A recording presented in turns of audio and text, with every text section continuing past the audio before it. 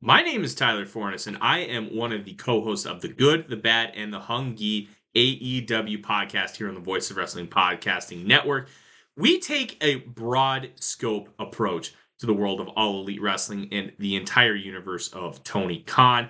We talk about the big matches, the big stars, the promos, the storylines, and we also look at it from a big picture perspective. How are things going to change over the course of the next 10 years with AEW still in the picture? How are companies like WWE going to adapt and adjust to AEW? Are they going to be a similar way like they did with WCW in the late 1990s? Will there be a counterpunch? We talk about all of that and more on The Good, the Bad, and the Hungy every week on the Voices of Wrestling Network. This podcast is a member of the Voices of Wrestling Podcasting Network. Visit voicesofwrestling.com to hear the rest of our great podcasts, as well as show reviews, columns, opinions, and updates across the world of wrestling. Competition starting to get thick, it's the click, so I hope you watch your A game. A made no rain from the track when we unite and spit. This is an A game, better bring your A game. Competition starting to get thick, it's the click, so I hope you watch your A game. A made no rain. Hey, now it's the Mike and JD show, and I'm your host, Mike Gilbert, and I'm joined as always by JD by God Oliva. How you doing, JD? I'm all right, man. It's kind of funny. I did a JD Oliva project over the weekend where I talked about the movie I went and saw this weekend. I saw Nosferatu, the silent vampire film remake, and boy, was it weird. But I really liked it, and it was funny. I put it on my Facebook page. I'm like, hey, I saw Nosferatu. I have thoughts.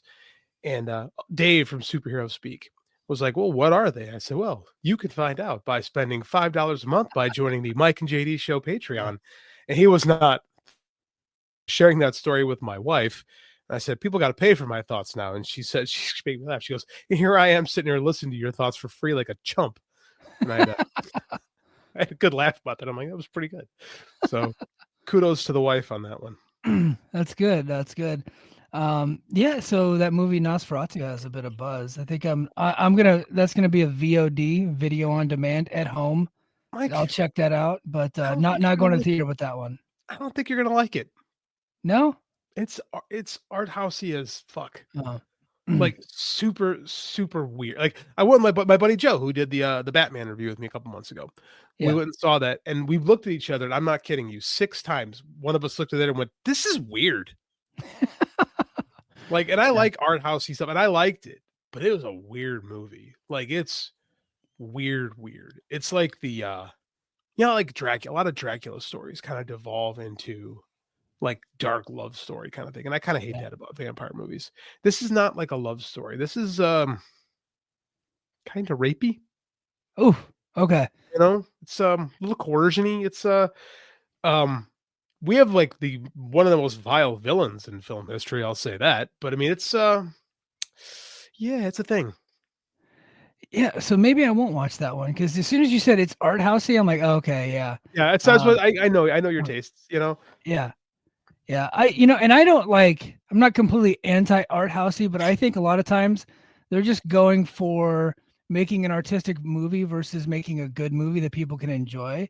Right. And you can enjoy movies that are artistic at the same time, but sometimes they lean way too much into one area versus the other. And I hate movies that are very clearly Oscar bait. And I'm not saying that's what this movie is. This is very much not Oscar bait. Like, have you seen The Lighthouse or The Witch or Northman? Have you seen any of those movies? No, but I did get a good review of The Northman by Brad, a listener of ours. And so he said that he recommended it. He said it's a bit, I can't remember what he said it was, but he said that he really enjoyed it. And he was watching The Lighthouse next because I guess it's made by the same guy. Same guy. That's why I mentioned those movies. Yeah. Okay. Like they're dark. They're different. Like I respected it that they're different, you know? And I like the original. I just went off. If you listen to the Patreon, I did about 35 minutes, almost 40 minutes on it. Yeah. And like I was driving, so I had some time to just really pontificate and navel case, which is kind of nice about doing these things. So like I got into like some history of this stuff. I really like the whole story of property. So it was interesting, but I'm like, I don't know. I'd like to hear your thoughts on it, but just knowing you, I don't know if this is a movie you'll dig, quite frankly. Yeah, I'm trying to think back to all the movies that I watched during the year, and I bet my top 5, if I go back and actually look at all the movies, like the new movies that came out in 2024, if I looked at them, they would be probably vastly different than your like favorite movies, like your top 5. I would assume, and I do think there'd be like similar stuff, but I'm more of a like 90-minute action movie guy. Yeah, So, but I like that stuff too. Here's my thing though, is like I have this film school degree, right? And like I do enjoy those kind of things, but it's hard for me to see them because usually if I go to the movies, it's like the blockbuster, right? Like I'll go watch the big blockbuster movie. And like because my wife doesn't like those kind of things, like she doesn't like the art house films and she doesn't like anything actiony, not anything actiony. She'll watch some stuff, but a lot no, it's like she's hit or miss with those things. So if I don't get to see something at the theater, there's a good chance I'm never gonna see it. Because just with life being, it's tricky right now, like if I have time to watch a movie, it's usually with the family and we're throwing on something old that we're showing Andy, or like someone like The Fall Guy, that we all can watch, which by the way was a fun movie. People should watch The Fall Guy. Name Cannot Be Blank says, personally, The Witch is my favorite Eggers film. Now, who's Eggers? That's him. That's the director, Robert Eggers. Okay. So is he like an M. Night Shyamalan type dude? Is that what we're... No. He's how would I compare him to? He's kind of like I guess I could say like an artsier Carpenter in a way, because he's like focusing on horror stuff, but like a Wes Cravenish, but like artsier. Like his movies are smart. They're like smart horror. They call them elevated horror movies. And like they're like The Witch is a cool movie. It's this movie about a girl who gets accused of being a witch by her, family. And at the end of it, it turns out that their goat that they own is actually the devil. And he's like, well, your family's dead anyway. You want to be a witch? And she's like, sure. And signs his book, takes clothes off. And then like, that's the end of it. And you're like, oh, so I mean, like, it's pretty fucking dark. Pretty dark. That's funny. Yeah. Well, everybody came here to listen to us talk about wrestling. So I guess we should probably do that. We're 5 minutes in. We're fine. Yeah. There wasn't a ton of news as far as like wrestling news, but we are in a new era. We're in a new era of AEW, new era of New Japan. I had the opportunity to watch most of Wrestle Kingdom and most of Wrestle Dynasty. I actually put Wrestle Dynasty on while I was in the gym, and my wife texted me. She's like, "Why have you been out in the gym for almost 2 hours?" And I was like, little did she know, it was like in between sets. I'm actually watching pro wrestling. So, oh, wait a minute. The King is back. We haven't heard from the King, and he's got a super chat. Says, I hope both your holidays and New Year's were awesome. Thanks for the great content y'all put out and the interactions we have. We love you, man. We miss you when you're not here. So welcome back to the chat. Canada's finest. Thanks. And $5 Canadian. What is that? What is that? Like 25 cents? Don't insult the man. He just gave us $5. Canadian bucks. I'm not sure what that trade. I literally don't know how that breaks down. Yeah, I don't know. I don't know the conversion rate, but where was I go? Oh, so I got a chance to watch most of Wrestle Kingdom and Wrestle Dynasty. So Wrestle Kingdom actually came on at 9 p.m. here Hawaii time, and that's like reasonable. Yeah, and I had like a cup of coffee right away, so that way I could just try to stay up. And within like the first hour, because it was the Rambo, the pre-show, like after there's a pre-show, in between the pre-show and the main show, there's like a 15-minute lull. They don't just go continuous and like do interviews and do recaps. Like it's just 15 minutes, like nothingness. So during that 15 minutes, I started to doze off. And then I ended up picking back up, and I got all the way through Tanahashi versus Evil. So I finished that.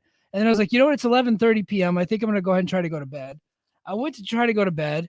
I laid there for an hour. I couldn't fall asleep. And then I ended up just putting Wrestle Kingdom back on. I ended up almost finishing the show, but I actually fell asleep during Zack Sabre Jr. and Shota Umino, which I don't know. I don't think that was their fault, but from what I'm hearing, it could have been their fault, because I was out within the first 3 minutes of that match. I passed out. Yeah, it's not getting great reviews, that one. No. Yeah. So if you guys watched Wrestle Kingdom, let us know your thoughts. But people are saying that Zack Sabre Jr. man is he is not worthy of a main eventer. He is a mid-card guy in a main event position. But I don't know. Well, I do kind of feel that way, but I like Zack Sabre Jr. He's a good wrestler. I do too, but I feel like they've Garvined his title reign. Yeah. Right? Garvind. Explain what Garvind his title reign means, please, Like for the young people. I verbed him. So, Yeah. Going into Starrcade 1987, Dusty Rhodes had to make a decision on what they were going to do with the title. Now, rumor and legend have it that the Starrcade 87 would have been when Magnum TA finally won the title, not 86. People think it was 86. I think it was Jim Cornette said it would have actually been 87. So Nikita had wrestled Flair the year before, Dusty the 2 before. So this is where the 87 is really where the wheels completely fell off of Dusty's reign as Booker. And like New Japan, Crockett's basically in a tailspin at this point. They're losing money. The Bash 87 was a disaster, and they needed to figure something out for Starrcade because Starrcade was going to be in Chicago that year. So they wanted to have Flair win the belt, but nobody wanted to beat Flair because then they'd have to lose to him at Starrcade. Yeah. So eventually they came to rugged Ronnie Garvin, the hands of stone Ronnie Garvin at that point. Which is unbelievable because at that point, like he's not like a star. Like he's a good wrestler, but he wasn't like a major star or anything like that. Had been a major star in the territory, but at this point he was absolutely a mid-card guy. Like Ron Garvin is not what we would think of as an NWA champion, and that's the problem. Like he goes over Flair, and then for some reason Ron Garvin makes the announcement that he's not going to defend the championship until the rematch with Flair at Starrcade. So Flair is very clearly being booked as the babyface challenger, but it's at the same time he's the lead heel and leader of the Horsemen.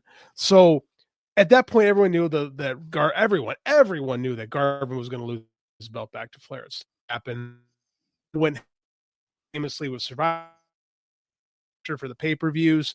Like it was a complete shit show. We should actually talk about that sometime. Maybe next Thanksgiving. We can do an overtime on Starrcade 87 Survivor Series 1. Yeah. Because there's a story in that, and I'm not going to get into that. But then, so basically, Ron Garvin Flair to win the title again. And that's basically what it feels like the Zack Sabre title reign is here in New Japan, because he hasn't done much with it since becoming champion. Like he won the G1, but then wins the title at King of Pro Wrestling instead of at the Dome. And then it's just been kind of there. Oh, name cannot be blank. He was literally Miss Atlanta Lively at Starrcade 85 or 86. And 87, he's the champ in the main event. Yeah. Miss Atlanta Lively he's a complete and total, utter kind of a mid-carder at this point in 87, but he was the only one that said yes to winning the title. And he took the title and lost it immediately. Miss Atlanta Lively is Ron Garvin in drag. Yes. I believe he was Cornette at the time. The year before. I believe the feud is with Cornette. I forget off the top of my head because it sucked. Like I don't remember. It's not that great. It's nothing to really remember. So yeah. Yeah, we try to remove that from our heads.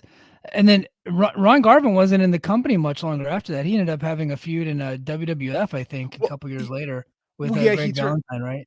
So yes, he turned. What happens is Ron Garvin in 88 does turn heel, but not till Great American Bash. So he's around a good half year, and then he debuts for WWF, and I want to say Mania 5 or around Mania 5. So in 89, he shows up there and he feuds with Valentine, and then he becomes a job guy. Yeah. Like he's like Jim Brunzell. He's like a highly regarded job guy in the WWF. A guy who was a former NWA World Heavyweight Champion is literally in the ring, rugged Ronnie Garvin. And people are like, yeah.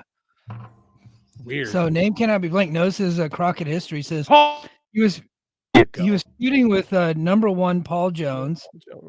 Yeah. And teaming with Orange Cassidy, or I guess Boogie Woogie Man Jimmy Valiant. So Boogie Woogie Man was like, he was a big star. Jimmy Valiant was a big star in Memphis and in some other territories. But by the time we're talking right now, he was essentially like a bottom of the card comedy character guy that was over like crazy, but he was just out there dancing and doing the boogie woogie and stuff, like doing like nothing matches for cheap pops and laughs. He was like, just exactly that, just like a comedy dude at the bottom of the card. That's where Ron Garvin was before 1987. So now Zack Sabre Jr. much better wrestler than Ron Garvin. They did actually, it's so unfair of Zack to say Zack Sabre Jr. and Boogie Woogie Jimmy Valiant in the same sentence. Like it's so not even close to accurate. Yeah, but he he did have a really good year this past year, but people just don't see him at that level as far as like being a top guy. And I think a lot of the New Japan fans. Now, look, to be honest, if you guys are listening here, we don't talk New Japan very much. It's because we're not actually spun up on New Japan all that much. Look, say what you want.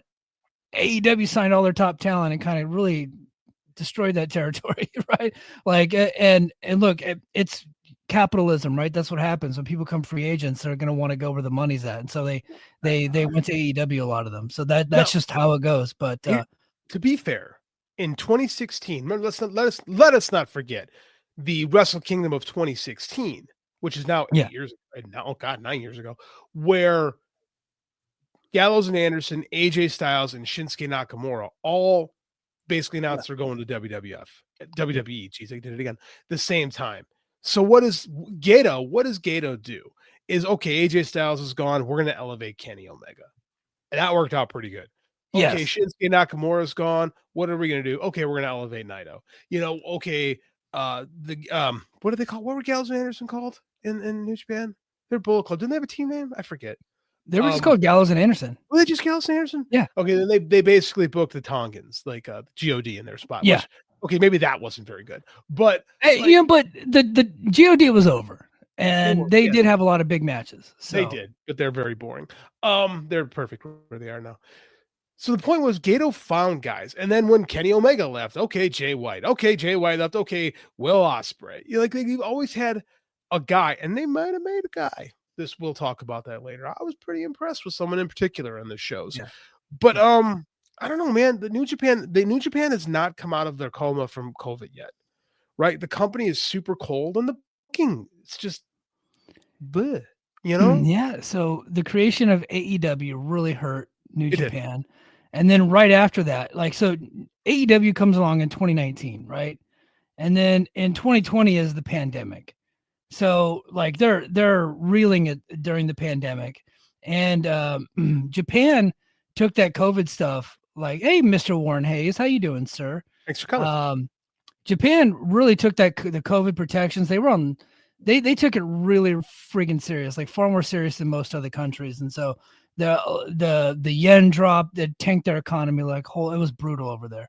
So that also hurt. And then coming out of the pandemic, they lose 3 of their major stars right away to AEW. With Ospreay, Jay White was earlier, but Jay White, Ospreay, Okada, Mercedes Moné was kind of there, but she was not really there. She was she did 2 shows. Yeah, she was kind of. So I don't really count her, but those 3 guys, God goes to WWE, but I think God had ran its course, in New Japan. I think New Japan was probably pretty happy to let those guys go, to be honest with you. Here's the problem is that a lot of the guys like the Ren Narita show, like all those young lions that are supposed to be carrying the company now really haven't delivered. No. Right. And they've been hesitant to really push any of the next wave of guys. Right. To really say, okay, this is remember when they pushed Okada the first time in 2012? Okada was Okado, and then he came back and people were supposed to take him seriously, and the fans were don't take him seriously yet, and they made him champion. Yeah. Right. And then they really got behind him. So they haven't really put the steam behind anybody yet. It's been a while since they just really said, okay, this is young guy is the man here now. So I think that's part of the problem here. Yeah. Well, I feel like it just seems to me just from watching the show and following it loosely, like I said, loosely, it just seems like they are getting behind Zack Sabre Jr., but I think the audience is waiting to see who he's going to lose it to. They're waiting to see who is next to be elevated out of that crop, whether it's obviously not going to be Shota Umino because he just hasn't delivered. Ren Narita's in the House of Torture. So that tells you what to think about Ren Narita. Uemura, he's hurt. So, but the guy that I always kind of keep coming back to, that I've just every time I see him, it's he looks like a mega star, is Yota Tsuji. And I thought that he delivered on Wrestle Kingdom and Wrestle Dynasty this weekend. I actually enjoyed his match with Jack Perry. I thought that was a pretty good match. And he looked like a much bigger star than Jack Perry. So I still feel like, again, I'm not super hardcore New Japan. But I try to keep up with it as best as possible. And then when it comes to Wrestle Kingdom weekend, I'm usually pretty much all in. And just from what I saw this past weekend, I think Yota Tsuji should be that next guy, that next Japanese-born wrestler to take over. That New Japan Trueborn. I feel like people have been saying that for the last 2 years. Yeah. But they've just hesitated to get behind him. And I'm not really sure why. I heard some people talking maybe Owiwa is going to be the guy. Like, I don't know, man. They gotta make a choice with somebody. And I don't know. I just don't know. Like, I feel like we've had opportunities, but they haven't really, like, granted, they had a ridiculous amount of talent like 5-6 years ago in this company, right? A ridiculous amount of talent. And they don't really have that anymore. And it's just, the company's very blasé right now. And I think they could do kind of what Noah did. Noah, I was talking to our buddy Justin, and Noah really got behind a young guy. They put Ozawa on top. They made him the champion. He's kind of a shitbag heel. Our buddies Joe and Rich and the Flagship did a long discussion on Noah. They actually were very high on what Noah's doing. I actually called our buddy Justin. I said, "Hey man, seems like people are really digging out what Noah's doing now," and he was pretty happy with that. And he's like, "Hey man, yeah, they're really giving Ozawa a shot." So I think that sometimes you have to do that. And in Japan, they do that. They do that where they're like, "All right, this is the guy now." Like, remember Misawa? Misawa came back with the green, and then Baba's like, "This is the guy." Like a month in, they're like, "Okay, he came back from injury. He's the guy." Like, I think they need to do that again. Just say, "All right, this is the dude." Did you get a chance to see Omos and Noah this weekend? I didn't watch it, but I did see some of it on Twitter, and it was pretty funny from what I was told. Yeah. So he looks like a mega star in Noah. I didn't realize he's only 30 years old. Yeah, he's pretty young still. Yeah, he's a young guy. I think he could really get over in Japan if WWE lets him stay there for a while, because they're not doing anything with the guy. So, and so that's why I think it's kind of cool that they're doing excursions now and they're sending their guys. So him and Jack Morris are now the tag team champions. And I thought that was kind of a cool act. I watched the match with Marufuji, and I thought that was really fun. It was a fun match. Now, was it a great match? No, but you're not going to get it. Yeah, it goes against the point. But I think they're actually really getting behind Omos. And it seems like they've moved on from some of their older talent, and so Noah might have like something going this year, hopefully. Yeah, I kind of think the WWE thing is working with Noah, right? Because AEW and New Japan are working together. Noah's kind of need a boost for a bit. Yeah, and I actually think having the WWE deal works well for them. Like, because Nakamura can go there and do his Nakamura shtick, which is just like the shadow of Shinsuke Nakamura. Dude, that brother is cooked. Yeah, I hate that phrase, but I can't think of a more apropos way to talk about Shinsuke Nakamura than where he's at right now, which is fine. They're losing Dr. Wagner Jr. or Dr. Wagner the third. Like, he's leaving Noah. I don't know if he's going to WWE or not, but I don't know. I've been a big fan of his. He's good. He was a national champion, and he's like a luchador that he doesn't really wrestle he wrestles more American style. He does some lucha spots, but he wrestles more like, American style, and he's got some strong style in him. He's a very good wrestler. His brother's not too bad either, Galeno Del Mal. I watched their match over the weekend, and I thought that was a pretty good match. That were Wagner 3. I like to call him Wagner 3. That's what he goes by on Twitter, so that's what I'm calling him. But because El Hijo del Dr. Wagner Jr. just makes no sense, like Wagner 3. It's so hard to say. Yeah. Wagner 3 for us whites, I think would be easier if you guys would just do whites. That. So, yeah, but it was I thought his match at Galeno Del Mal was actually really good. And his brother's pretty good. His brother's like a pretty beefy dude too. So I like these Wagner brothers. They're pretty good, but I don't know where the hell Dr. Wagner or Wagner 3 is going.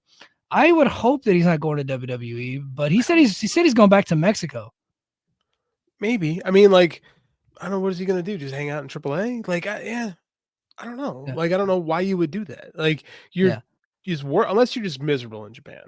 Unless you're just absolutely miserable in Japan, you want to go home, which I get. But I mean, He's good. Like I can't Yeah. see. I can't see why not. he is and I know he doesn't appear to speak any English. I don't know if he can or not. I don't know. It doesn't appear to speak any English. I think he is the type of luchador that I think could actually get over in Me too. America because he's a bigger dude. Like, he's not like huge, but he's like, he's over 200 pounds. He's a pretty beefy guy, real athletic, great in the ring, lots of charisma. I think he's a guy that could probably get over in the US. But back to Wrestle Kingdom and Wrestle Dynasty. So night one, they had 26,000 people, which is outside of COVID, which is like pretty low outside of COVID. And then night two had 16,000 people. I assumed that the AEW night was actually going to be bigger, but I was completely wrong. Yeah. Well, okay. They ran 2 shows. They've been running 2 shows for a while. Imagine how much worse it would have been without AEW talent on there. Well, there wasn't really much AEW talent on night one. So yeah, night two, if they had done night two without AEW, they wouldn't have done night two without AEW. That's what I'm saying. Like people are like, Joe was talking about this in the flagship. I thought it was funny. People are like, oh, like some of the New Japan fans, like, oh yeah, look how much of a failure this is. It's like, yeah, well, what would it have done without him? Like they have a hard time admitting, a lot of the New Japan fans, that New Japan is super cold right now. Yeah. Like the glory days of 2017, 2018 they're over, man. And they got to rebuild, and Gato's dragging his feet trying to rebuild stuff. Yeah. So they did announce that they signed Takeshita. Takeshita has 3 contracts, one with AEW, one with DDT, and one with New Japan. But if you're looking for the guy, like he would be the guy if he could get out of his AEW deal. Like that's who you build your entire company around if you're New Japan. But he was great, by the way, over the weekend. Both his match, Shingo, and then of course Ishii, fucking killed it. Are you surprised? Like he wrestled Shingo and Ishii, and he himself is fantastic. Like I do agree with you. I think he likes being in America, though. Like I think that and Jeremy said that too. Last week we had Jeremy Feinstone on our show.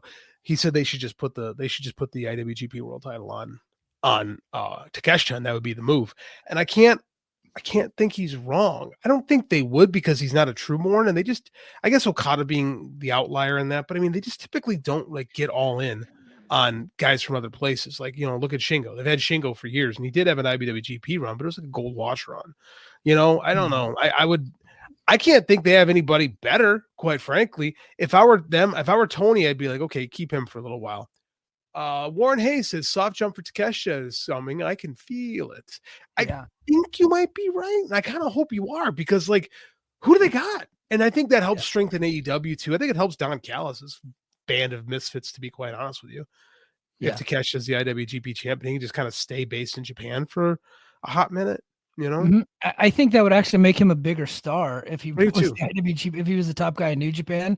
He'd make him a bigger star coming over to AEW when they were able to get dates on him. I think that would actually work out well for him. Yeah, I mean, he's got the Never title right now, which is like, I don't know, it means about as much as the AEW International title, quite frankly. Like, I mean, if you can springboard those to an IWGP title run and just walk around with that shit. Actually, that kind of works with the eventual Kenny Omega rematch too, as if Takeshita had just a shit ton of belts. Yeah. Yeah. So speaking of Kenny Omega, so JD, you didn't get a chance to watch the shows, but you did get a chance to watch Kenny Omega versus Gabe Kidd. And I mean, is Kenny Omega freaking back or is he freaking back? I told everybody this was going to be great. Like when Jeremy was on the show last week, I said, no, this is going to be real good. Like Kenny Omega knows what he's doing. He sees something in Gabe Kidd. Gabe Kidd could be their next big Gaijin star, which after that match, I think he might be. I fucking love this match. I'm so glad you sent it to me. Some madman is going to have his Twitter nuked by, Tokyo Sports. Like it's sorry, man. It's going to happen. God bless whoever that guy was that uploaded the whole match to Twitter because it helped our podcast out tonight. Absolutely. I watched it before the show. It was awesome. Kenny's got it. Like, I think Kenny took some extra time just to make sure he was nice and healthy. He did not look like he missed a step. I said working a brutal hardcore match with Gabe Kidd is going to be a nice, easy transition back. I was right. And we saw what Kenny's able to do. Like, no, you were right. Except for the part where you said easy transition. That match was brutal. Like he took a lot of risks. He did all the old Kenny Omega spots. He wasn't taking any Like he didn't come into a half-ass match. Like they did the brawling around the ring, right? Because Gabe Kidd is basically Buzz Sawyer, right? So they had to do all the brawling stuff around the ring because that's his gimmick. But he still got all the signature Kenny Omega spots. Like he's doing all the dives over the top rope, all that shit. He did a dragon suplex off the top rope. I'm like, brother, you almost died last year. What are you doing? But he's freaking Kenny Omega. He can't not be Kenny Omega. Yeah, but he didn't do all of it. Like he picked and chose his spots well. Yeah. It was a 35-minute match, and like a lot of it was brawling. I do think it was maybe not an easy transition, but it was a great transition back in there. So when we do get him in AEW, all the ring rust's very clearly been worked out. Like it was an excellent match. It was a beautiful way to see Kenny Omega just back. Like it's so heartwarming to see. And I think he did a lot to help elevate Gabe Kidd. Like when Gabe Kidd gave him the 2 middle fingers and ate that V trigger, it's so perfect for the Japanese audience because the Japanese audience just loves that. Like we call it fighting spirit, but it's a cliche thing, but it's the attitude of I'm going to eat this shot, but you can kiss my fucking ass while I eat this knee. Cause I don't, cause fuck you. That's why and that stuff ggets over in Japan. And it was like, just absolutely beautiful. Like Gabe Kidd kicked out of that V trigger at 1 and was just like, but he knew he didn't have anything left. It was that great, very Japanese. I have nothing else left, but I'm not going to give up until you absolutely murder me, which he did. It was awesome. I absolutely loved it. My favorite match of the year so far in 2025. Yeah. Well, to be fair, you have not seen Shota Umino versus Zack Sabre Jr., so I don't know if you can rightfully say that it's the best match of the year so far. Is Shota Umino one of the most disappointing projects in pro wrestling? Like 6 years ago, people thought he was going to be really special. Well, you know what? I think that's because they're being propped up by AEW fans because Moxley was over there calling him Shooter. And you know what I mean? So they just really got behind the guy because Moxley was with AEW and he was over there and he was like his young boy. did too, though. Yeah. He never really did anything with it, I don't think. So but they're really trying to elevate the guy, but the crowd has turned against him. Yeah, because they figured out he's not that great and he's kind of lazy in the ring. I mean, he's like, I remember when he was at Rev Pro. Again, I listen to the flagship, so I kind of get what's going on over there, and they were really harsh on him. Like said he gotten kind of fat, gotten kind of lazy, and then he came back to New Japan, and it just, I don't know, man, he never seems to get out of that next gear. Like it's entirely possible that he just doesn't have it, and they want him to have it. Like he's got that pedigree, but he just doesn't have Yota Tsuji's charisma. He's not that great in the ring. Like he's fine, but like I don't think he's a guy. He's Sonata, like he's Sonata-like, yeah. Sonata was on the pre-show this year, and he was in the main event last year, so that's how far he's fallen. And he wrestles in a T-shirt now. That's Sonata. So that's where he's at. So he's following the Naito plan now. I'm just gonna wear a shirt to the ring and yeah, nice. Naito tanked his performance against Hiromu Takahashi, but then they formed a tag team. So anyway, back to Kenny Omega. So he David Haley, Mike and JD, how are you guys? Haven't caught you guys in a long while since I started my job as a corrections officer. Are you a corrections officer in Cobb County, Georgia? Because I think that would be fascinating to hear. Because if you ever had a trip to Cobb County, Georgia, you'd be serving hard time, I think. You may read the signs and obey law and order, or else you will be serving hard time. Yeah. But thanks for being here, David Hadley. So, but Kenny Omega is all the way back. I think AEW has the top star that they've ever had. He's completely all the way back right now. Not only is he making himself look good, as you said, he looks like he might have turned Gabe Kidd into something special. He got the nod of approval from Hiroshi Tanahashi as that match, or as the whole thing was ending. Tanahashi looking at him like he almost had like tears in his eyes, looking at Gabe Kidd with pride because he just went to war with one of the greatest of all time. See, if that doesn't say that we believe in you, I don't know what does. That's what I'm talking about. They need to make a guy. I think because again, in Japan, you can pull this off. In loss, you can really become something special. And I really think that Gabe Kidd's violent, heartfelt performance really put him out. I love when you said he's Buzz Sawyer last week. I'm like, yeah, man, Mike hit the nail on the head. This dude is definitely, he's got those Buzz Sawyer traits, but Buzz Sawyer was a madman. I don't think I think Gabe Kidd like plays the madman very effectively. Buzz Sawyer actually was a complete lunatic. Yeah, and his character is doing like all the shoot promos and stuff like that. I don't know how well that would get over in the States. He would probably have to, work some of that out. But I think I think that Gabe Kidd could probably get over anywhere, but he's kind of a made guy in New Japan right now. So after seeing Kenny Omega in that match with Gabe Kidd, I'm probably gonna watch that a second time here pretty soon. I might actually, after I get all this shit uploaded, I might just like go back and rewatch it because I enjoyed it that much. I was thinking to myself, we had the conversation last week about, Kenny Omega comes back at what was it called? World's End. Yeah. AEW World's End. He comes back and he comes back in the semi-main event segment to confront Kazuchika Okada. And I couldn't just stop but think like, yeah, I want to see Omega and Okada go at it again, but it really should be Omega coming back to dethrone Jon Moxley. I'm so done with the Death Riders. I want to just end the whole thing. I would rather him just come back and kill Jon Moxley off. That's the greatest feud in AEW history. Those are the two biggest rivals in AEW history. It only makes sense for Omega to dethrone him. I know they want to get Darby over, but this whole thing is dragging out too long. The storyline is dead. It's dragging the company down. I'd like to see Kenny Omega just end the whole damn thing. I think that might be delayed till Double or Nothing, because like that's a big show for them. It might be. I know they're trying to make All In their WrestleMania. If that's their WrestleMania, this is their Royal Rumble. So I think that you want a top match there, and I don't think you got a bigger one, to be quite honest with you.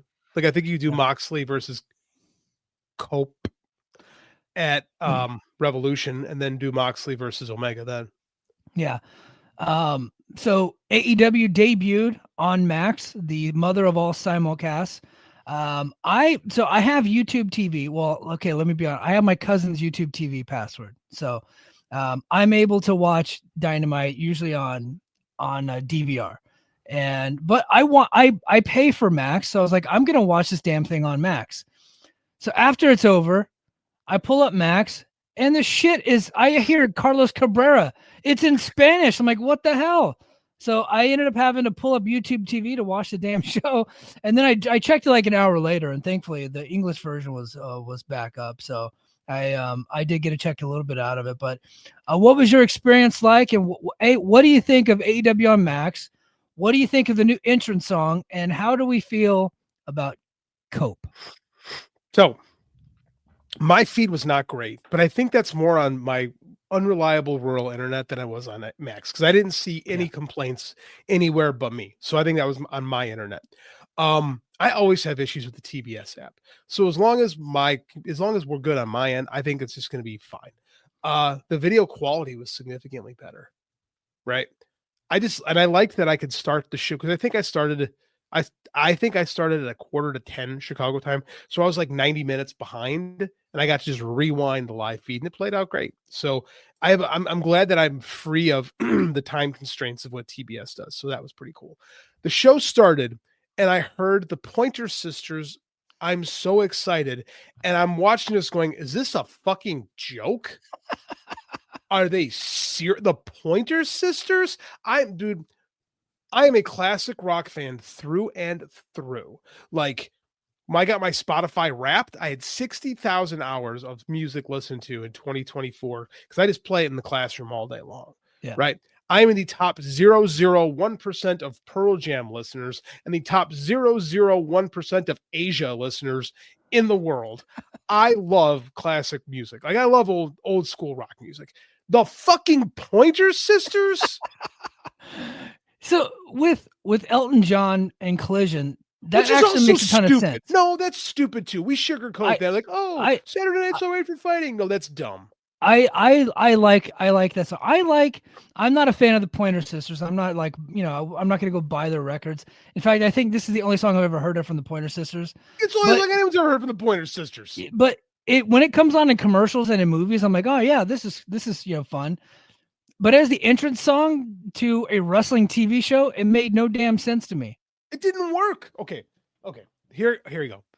what do I teach? I teach video production. I have a film degree. I worked in this business for 20 years.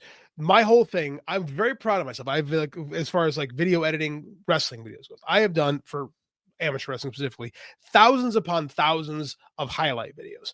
I made very proud of myself for picking different songs, for making something work with like, oh, that song, I didn't think that song would work. And I was always very proud of myself that I was able to do it. And I can tell you for a fact, the Pointer Sisters does not work to action high-paced wrestling. It is a terrible, terrible choice. I will go to my grave with this.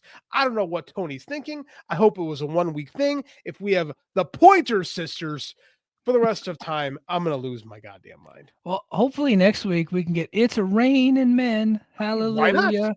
That's the Weather Girls. But I mean, you might as well. You're right there. Let's do Blame It on the Rain from Milli Vanilli. Like, why not that? How about the King of Wishful Thinking from Go West? Like, that's where we are with this. It's insanity. Yeah, there was some. Yeah, there were some really fragile white males on Twitter saying you guys are just too much into your new metal rock to respect the Pointer Sisters. I'm like, shut the fuck up. Shut the fuck up. We're not asking for new metal rock. It could be some hip hop, just something powerful, man. Come on, what the hell are we doing? This is action. Like, okay, this is officially the second worst song to ever be used in a pro wrestling TV show. Nickelback. Still, can't rank anything below Nickelback. That was a terrible choice. Still takes the cake. Yeah, I didn't really like the Across the Nation by by Rev. Was it Rev Theory? I remember that one. That was terrible too. That one was pretty bad. Oh, hold on, Lady B has got some news for us. Oh, well, you know what? Let me hit the button. I'm gonna hit the button for this news. Hold on. Breaking news.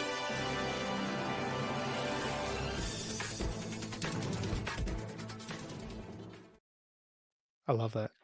Lady B says SRS is reporting that it's a permanent change. Cringe. Tony just likes the Pointer Sisters. What are we gonna do? I quit this stupid promotion. Like the Pointer Sisters, the fucking Pointer Sisters. Like there's a million songs that are like, I'm so excited. It's not even. I give up. Maybe for Collision, we should change to Saturday Night Fever. Maybe we should have that song. Why not? How about the Bay City Rollers? Yeah. SATURDAY Night. Yeah. Are you familiar with that one, Mike? I don't. That one might be out of my wheelhouse. Well, it's because it's awful. But yeah. I recommend. Can you share a YouTube video right now? Will we get nuked? We'll get nuked. I don't mind nuking ours, but we'll nuke Rich and Joe's YouTube. I don't want to do that. I don't want to screw Rich and Joe over. Yeah. We're for those of you that are Patreon subscribers, JD and I are actually here pretty soon. Within the next 10 minutes or so, we're going to move over to Patreon, and we're going to talk some Randy Savage in Memphis. So if we want to have illegal activity, we can do it over on Patreon because Patreon don't give a fuck. They'll let us do whatever we want. $5 a month. Yeah. So we after we get the Pointer Sisters, we go into like a pretty decent episode. I thought it's a really promo backstage kind of like all that stuff going on, but that's fun. This had some pretty good wrestling on it. But it was so bizarre that Adam Copeland just randomly decided to change his name to Cope. Cope? It's like he missed having a one-syllable name. Like he was Edge, and then he was Cope. It was funny. Cope was doing this, and the whole crowd was chanting, "Let's go, Adam!" Like, yeah. I did agree they have too many Adams in that promotion, and Roderick Strong killed off the name Adam to me forever. So also true. Yeah. But I mean, I think it was Brian Alvarez that said earlier this week. He's like, look, his nickname can be Cope, but the guy's name is Adam Copeland. Yeah. But if they want to just call him Cope in conversation, that's okay. But you still got to introduce him as Adam Copeland. What are we doing? Well, it's like Bret Hart. Like people called him Hitman all the time, right? Yeah. Like his nickname. Yeah, you could call someone by their nickname. It's perfectly acceptable. But I mean, like, and the worst part is I have to listen to Excalibur say it. And I have lost all my tolerance for Excalibur. He's reaching Tony Schiavone in 2000 levels of cringe for me. Like, and Adam, when he's like, he is choosing me known as Cope. And it makes me hate it even more having to listen to Excalibur say it. I have so grown to hate him. Yeah, I was an early hater of Excalibur. You were right. He over enunciates. His announcer voice is fake. I don't believe for a second that he really sounds like that. He sounds like he's doing a Mauro Ranallo impression. Mauro Ranallo, that's his real voice. I listened to Mauro Ranallo on the radio for years. That's just how he talks, right? Excalibur is doing a Mauro Ranallo impression, and a poor one at that. He's not as cheesy as Mauro. Mauro is a cheese ball and a half and likes all the pop culture references. But Excalibur and he wants to over enunciate and overcall all the moves. I don't need to know every variation of the diamond cutter. Nobody cares what Dipfuck calls his diamond cutter. Nobody cares. But Excalibur has to say all those things, and he has annoyed me since day one. Yeah, I've grown to just simply loathe Excalibur. And I'm like, Ian Riccaboni is employed by this company. Why can't we listen to Ian Riccaboni every week? Yeah. I think Ian Riccaboni is really good. You know what? And I know that he got fired for being kind of a dipshit, but I thought Kevin Kelly was good. I have never had a problem with Kevin Kelly. I like Kevin Kelly. I didn't think Kevin Kelly in AEW was great. I loved Kevin Kelly in Ring of Honor and New Japan. I thought that he didn't. I think that he just didn't fit into that company personally. You know what? I agree with this sentiment. AEW needs to call Walker Stewart. I would make him announcer number 1 right now. I am pretty sure that the New Japan people would absolutely hate Tony for that one. But I agree. Walker Stewart is excellent.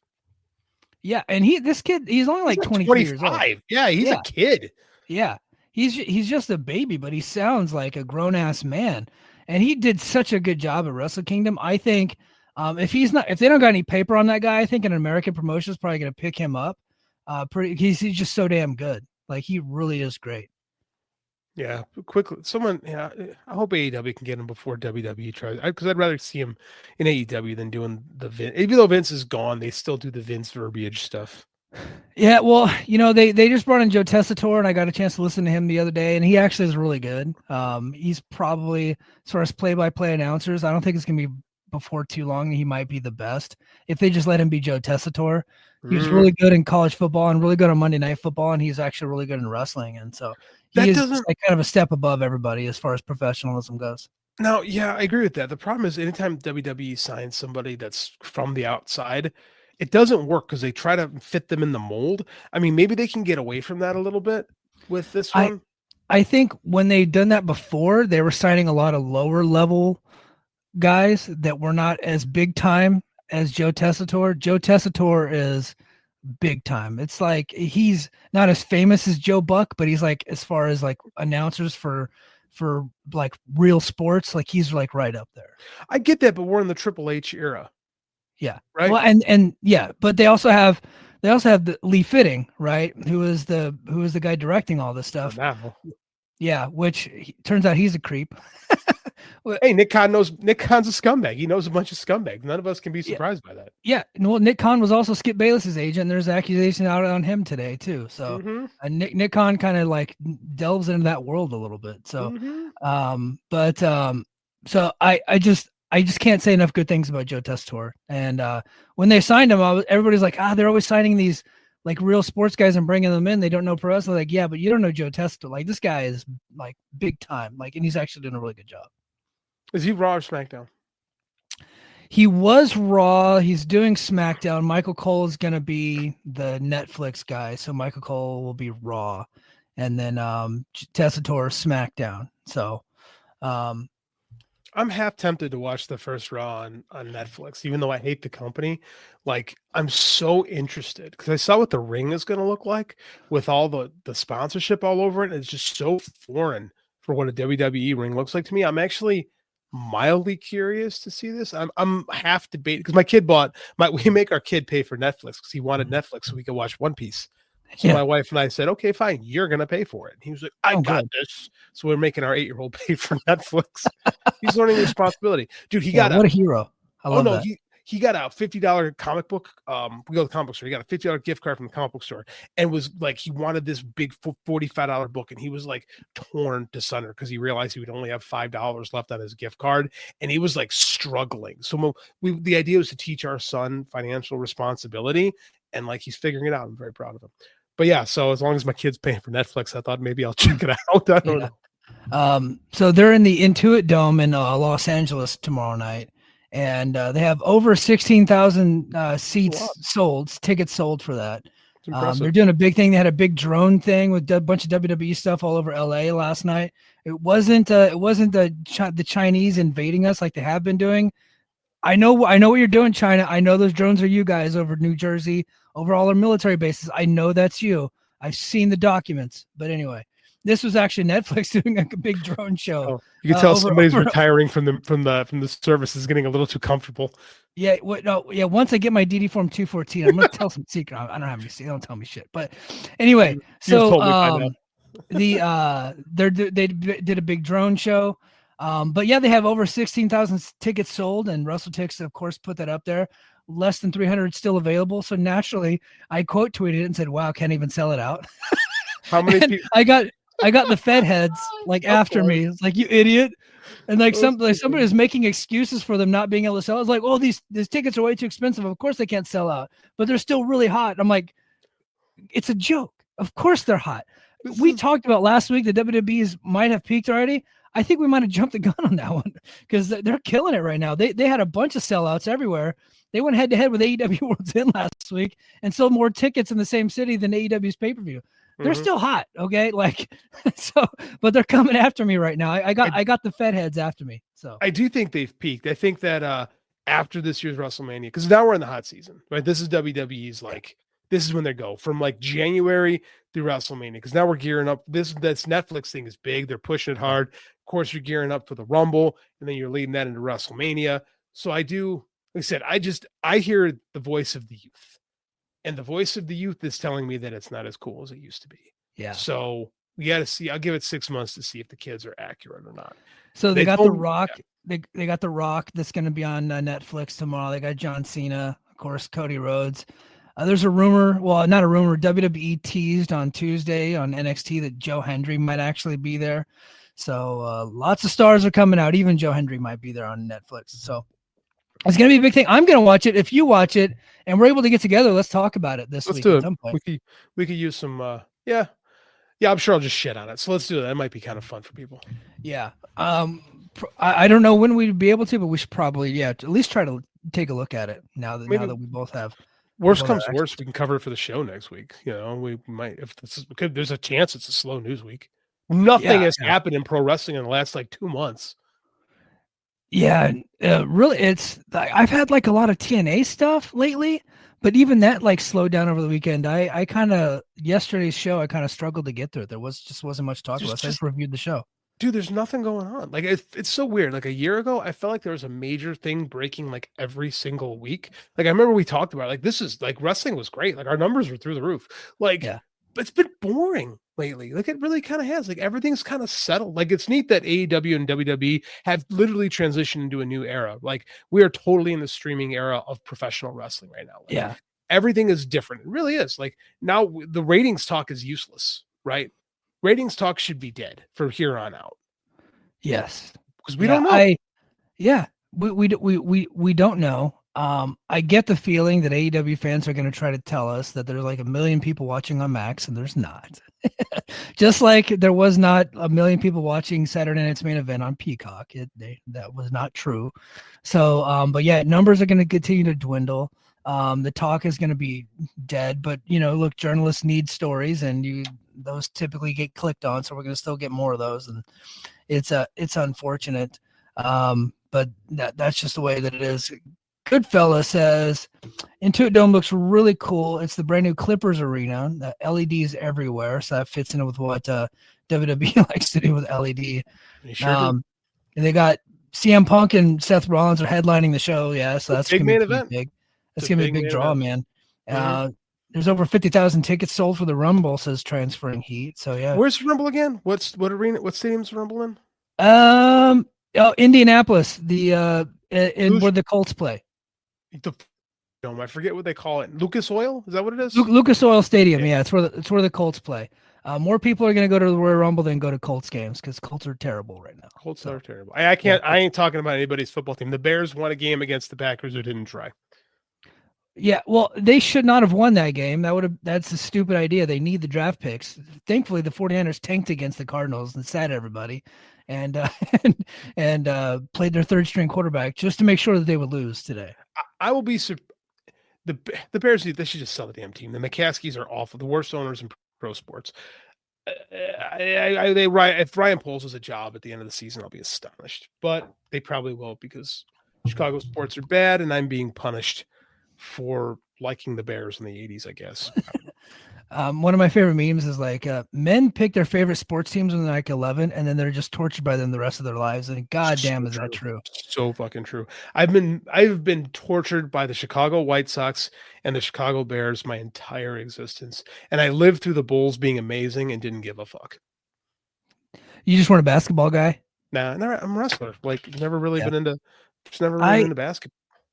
When I was a kid, I was a big basketball guy. I played basketball, but I was a big Jordan fan.